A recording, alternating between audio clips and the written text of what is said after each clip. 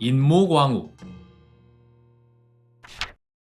광해의 어머니 공빈 김씨는 광해를 낳은 지 3년이 채 안 돼 죽고 말았습니다. 하지만 선조의 정실부인 의인왕후가 임해군과 광해군을 거두어 자기 친자식처럼 키웠는데요. 의인왕후는 광해가 세자로 책봉될 때 직접 양자로 드리기까지 했죠. 사실상 광해의 가장 강력한 후견인이었던 셈이에요. 그런데 전쟁이 끝나고 얼마 안 있어 이 의인왕후마저도 사망하고 맙니다. 안 그래도 아버지의 멸시 핍박을 받던 광해로서는 든든한 후견인마저 잃게 됐으니 더욱 마음이 불편할 수밖에 없었는데요. 그러던 어느 날 신하들이 선조에게 전하, 한 번 더 명나라의 세자 책봉을 청해보는 게 어떻사옵니까? 라고 묻자 선조는 대뜸 이렇게 말하는데요. 그 전에 그보다 더 중요한 일이 있지 않느냐? 중전의 자리가 빈지 벌써 1년이 다 돼간다. 그대들은 마땅히 중전의 자리부터 채울 것을 정해야 하거늘 여태 무얼 하고 있는 것이냐? 먼저 국모를 바르게 한 뒤에야 인륜의 기강이 서게 될 것이거늘 세상 천지에 국모 없는 나라가 어디 있겠는가? 당장 새 신부를 데려오라는 거죠. 그리하여 의인왕후가 죽은 지 2년 만에 삼간택을 통해 새 왕비가 뽑혔으니 그녀가 바로 인모광후 김씨입니다. 이때 선조의 나이는 무려 51세인 반면 인모광후의 나이는 19살로 세자 광해보다도 9살이나 어렸는데요. 원래 조선에서는 왕비가 사망할 경우 보통 후궁 중에 한 명을 왕비로 승격시켰습니다. 게다가 광해군은 이미 의인왕후의 양자로 들어갔기 때문에 선조의 적자가 된 상황이에요. 그러니까 후계 구도에 혼란을 주지 않으려면 더욱이 후궁 중 한 명을 승격시키는 게 바람직했거든요. 근데 선조는 새 여인을, 그것도 아이를 낳기 딱 좋은 나이인 19살짜리 어린 신부를 왕비로 들였어요. 심지어 선조는 이 어린 중전과의 잠자리에 빠져서 건강이 상할 정도로 방탕한 성생활을 즐깁니다. 선조실록 기사에 따르면 선조는 인모광후와 성생활을 하느라 정력에 좋은 탕약을 매일 지어다 먹고 피곤했는지 경연도 대충 나가는 지경에 이르는데요. 사관은 이를 두고 왕이 어린 왕비와 노느라 체력적으로 힘들어 병이 나는 지경에 이르렀다. 국모의 자리가 비었다면 후궁 중에 한 명을 왕비로 올리면 될 것이지 왜 굳이 새 왕비를 간택하는 것인가? 라며 거세게 비판을 해댑니다. 이거는 사실상 선포를 한 셈이나 다름없어요. 내가 이 어린 신부랑 아들만 낳잖아? 그럼 이제 건수 하나만 잡혀도 광해 넌 아웃이야. 라고 말이죠. 영창대군. 선조의 이러한 노력이 하늘에 닿았을까요? 인모광후는 왕비로 간택된 지 1년도 안 되어 선조의 아이를 임신합니다. 하지만 안타깝게도 첫째, 둘째 자식은 모두 공주였어요. 그러나 인생은 삼세판이죠. 3번의 시도 끝에 드디어 선조의 적자 영창대군을 낳습니다. 선조는 노골적으로 영창대군을 총애했어요. 그러자 인모광후는 눈치도 없이 사적으로 많은 재산을 축적해 놓는데요. 게다가 심지어 영창대군의 의복을 세자처럼 입히기까지 하는 인모광후. 상황이 이렇게 흘러가자 신하들은 영창대군 쪽에 줄을 대기 시작합니다. 이 신진 라인의 대표적 인물로는 바로 소북의 리더 유영경이 있었는데요.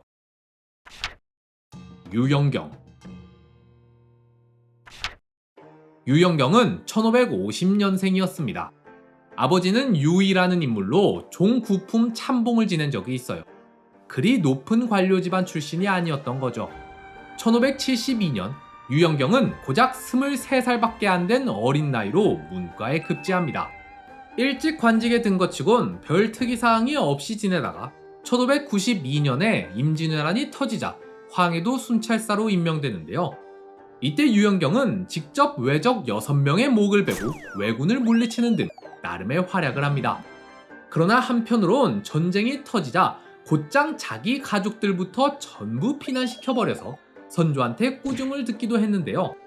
근데 사실 이건 흠도 아니죠. 전쟁 났는데 가족 대피 안 시키는 사람이 얼마나 되겠습니까? 이 유영경이 가진 특장점이 하나 있는데 바로 눈치가 백단이었단 겁니다. 왕의 의중을 귀신같이 알아채서 딱 원하는 행동을 기가 막히게 해줘요. 이쁨 받는데 아주 도가 텄다고 볼 수 있는데요. 이 덕분에 유영경은 선조의 특별한 총애를 힘입어 병조 참판부터 영의정까지 고속 승진을 할 수 있었습니다. 자, 앞선 화에서 살펴봤듯이 전쟁이 끝난 후 정권을 쥔 세력은 북인 세력이었습니다. 그런데 정권을 쥐자마자 북인이 두 갈래로 찢어졌다고 했죠. 계기는 홍여순이라는 인물이 대사원이 되는 게 맞냐 아니냐였습니다. 이를 두고 유영경과 정인홍이 격렬한 논쟁을 벌이다 결국 합의하지 못하고 갈라서게 되는데요. 유영경을 영수로 하는 소북과 정인홍, 이산해를 영수로 하는 대북으로 말이죠. 두 세력 간의 대립이 심화되는 가운데 보북의 영수 유영경이 승부수를 하나 띄웁니다. 눈치 빠른 거 하나로 영의정까지 오른 인물답게 유영경은 광해군이 아닌 영창대군을 지지해요. 선조의 마음이 이쪽에 있다는 걸 눈치챈 거죠. 이대로 영창이 다 클 때까지만 선조가 버텨주면 분명 광해를 내쫓고 영창에게 후계를 잇게 할 거라는 굳은 믿음이 있었기 때문인데요. 광해의 입지. 여기서 하나 짚고 넘어가야 할 게 앞에서 나열한 사실 때문에 세자 시절 광해의 입지가 굉장히 좁았을 거라고 생각하신다면 그건 큰 오산입니다. 사실 광해의 입지는 꽤나 견고했어요. 일단 광해는 이미 공식적으로 세자 책봉이 되었습니다. 그리고 이때 이미 의인왕후의 양자로 입적을 했고요. 그러니 광해는 더 이상 서자가 아니라 적자인 거예요. 게다가 광해는 임진왜란이라는 사상 초유의 국난이 닥쳤을 때 직접 전장을 누비며 나라를 바로 세운 영웅이에요. 명나라에서 책봉 승인을 안 해준다고 해서 그의 입지가 흔들릴 일은 없습니다. 말했다시피 그건 형식적인 거였으니까요. 언제는 뭐 승인 안 해준다고 다 안 했습니까? 그냥 귀찮아질 뿐이죠. 게다가 영창대군이 태어났을 땐 이미 광해가 세자로 책봉된 지 14년이나 지났을 때입니다. 이제 와서 이 어린애로 세자를 바꾼다는 건 진짜 말 같지도 않은 일이에요. 광해는 군주이고 영창은 신하입니다. 영창이 태어났을 때부터 이건 정해진 거예요. 근데 유교의 나라 조선에서 이미 정해진 군신관계를 뒤집는다? 이건 신하들 입장에서도 용납할 수가 없는 문제입니다. 양녕대군과 같이 엄청난 결격 사유가 있지 않는 이상 절대 불가능해요. 근데 광해는 이미 구국의 영웅이라니까요.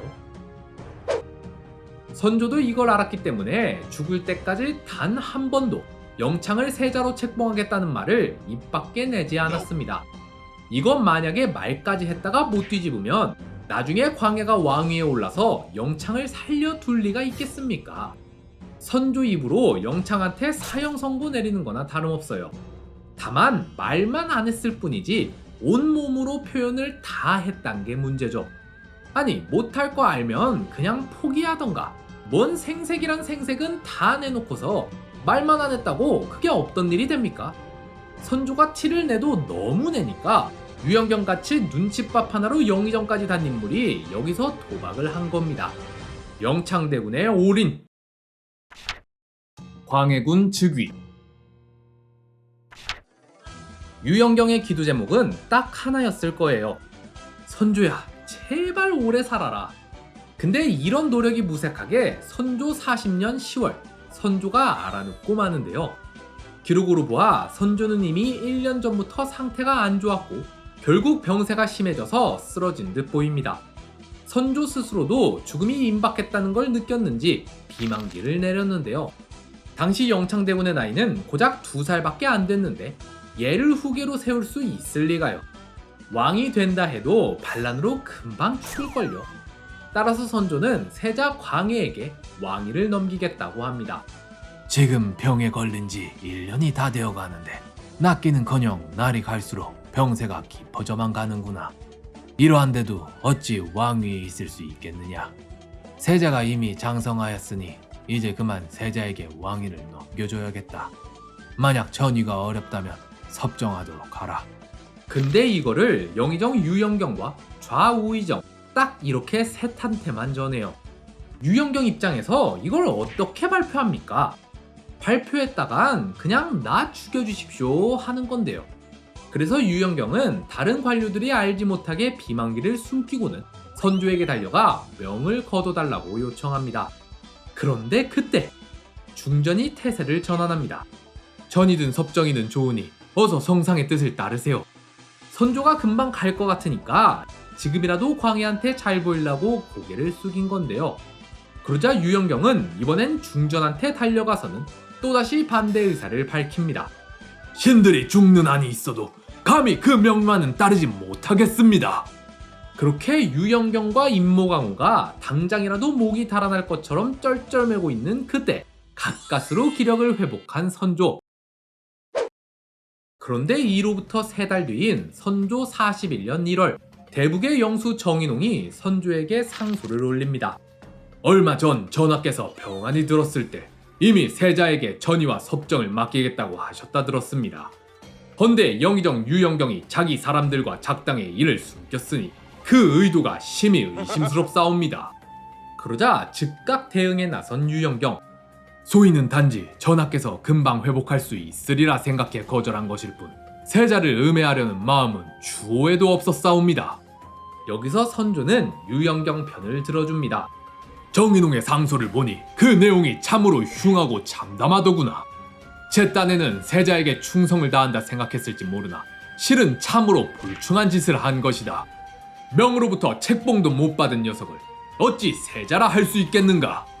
그러자 광해는 곧장 대궐 앞으로 나와 무릎 꿇고 엉엉 울면서 비는데요. 소북은 이 기세를 몰아 아예 대북 세력을 완전히 압살해버리려 합니다. 남을 부추겨 음흉한 짓을 꾸미려 했던 정인홍과 이이첨을 귀양 보내주시옵소서. 그러자 기다렸다는 듯이 이를 승인해버리는 선조. 아니 이거 봐요. 선조는 죽어도 광해가 싫었던 거예요. 진짜 목숨이 끊기기 직전이 아니고서는 광해를 인정해줄 생각이 전혀 없는 겁니다. 정신 돌아왔다고 그새 말 싹 바꿔버리는 것 좀 보세요.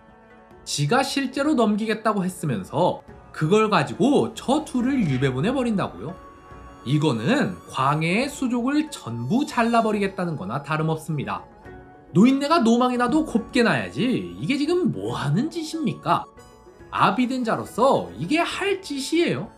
사실상 영창을 세자로 세우겠다는 거고 사실상 광해는 내치겠다는 거고 사실상 광해를 그냥 죽여버리겠다는 거예요.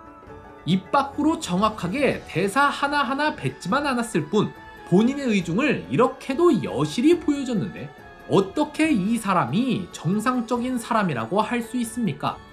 이제 대북의 영수 둘을 유배보내버렸으니 게임은 사실상 끝난 거나 다름없습니다.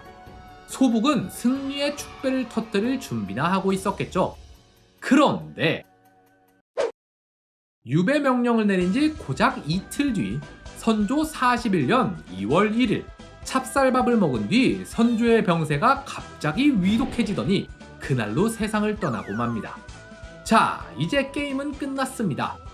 보통 관례상 선왕이 죽은 뒤 5일이 지나야 즉위식을 올려요.